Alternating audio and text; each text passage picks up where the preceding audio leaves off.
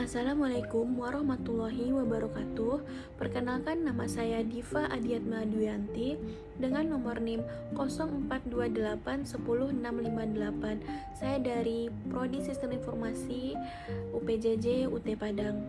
Baiklah, di sini saya akan mengerjakan tugas 1 dari mata kuliah Pancasila, di mana perintah tugasnya membuat video dengan tema pelajaran dari sejarah Pancasila bagi generasi muda.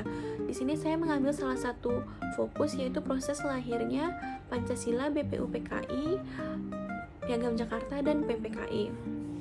Pernyataan ini mengingatkan kita bahwa masa depan dibangun di atas fondasi masa lalu. Sebagai generasi muda, memahami proses kelahiran Pancasila bukan sekadar menghafal tanggal, tetapi menggali nilai-nilai luhur, semangat perjuangan, dan kebijaksanaan para pendiri bangsa dalam merumuskan dasar negara. Baiklah, langsung saja kita masuk ke materi selanjutnya. Yang pertama, proses kelahiran Pancasila dalam BPUPKI. Apa itu BPUPKI? BPUPKI singkatan dari Badan Penyelidik Usaha Persiapan Kemerdekaan Indonesia. BPUPKI dibentuk pada tanggal 29 April 1945 yang diketuai oleh Dr. Kanjeng Raden Tumenggung Rajiman Widyo Diningrat, Wakil Ketua Ichibangse Yoshio dari Jepang, dan Raden Panji Suroso, dengan anggota berjumlah 62 orang dari Indonesia dan 7 orang Jepang. Sidang pertama BPUPKI dilaksanakan pada tanggal 29 Mei 1945. Tugasnya yaitu untuk persiapan kemerdekaan. Momen penting pada BPUPKI yakni pidato Insinyur Soekarno pada tanggal 1 Juni tahun 1945 yang untuk pertama kalinya mengemukakan istilah Pancasila sebagai dasar negara. 5 dasar saat itu, yang pertama kebangsaan Indonesia, yang kedua internasionalisme atau peri kemanusiaan, yang ketiga mufakat atau demokrasi, yang keempat kesejahteraan sosial, yang kelima ketuhanan yang berkebudayaan. Sidang ini belum menghasilkan kesepakatan final, tetapi telah meletakkan fondasi ideologi yang kuat. Untuk merumuskan kesepakatan dibentuklah Panitia 9. Panitia 9 tersebut yakni Piagam Jakarta dibentuk pada tanggal 22 Juni pada tahun 1945. Simbol seni kompromi Panitia 9 yang beranggota tokoh-tokoh nasionalis dan Islam berhasil merumuskan masalah sebuah konsensus yang dikenal sebagai Piagam Jakarta atau Jakarta Charter. Dokumen inilah yang menjadi pembukaan rancangan Undang-Undang Dasar.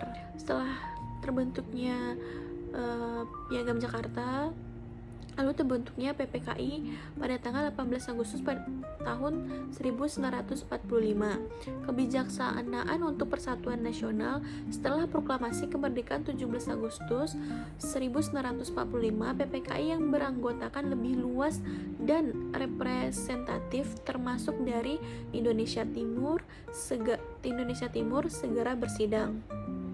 Terdapat keprihatinan bahwa rumusan sila pertama dalam Piagam Jakarta dapat menjadi penghalang bagi persatuan bangsa yang baru saja lahir, khususnya bagi warga Indonesia non-Muslim. Dengan kebijaksanaan, para tokoh sila pertama tersebut diubah menjadi ketuhanan yang Maha Esa.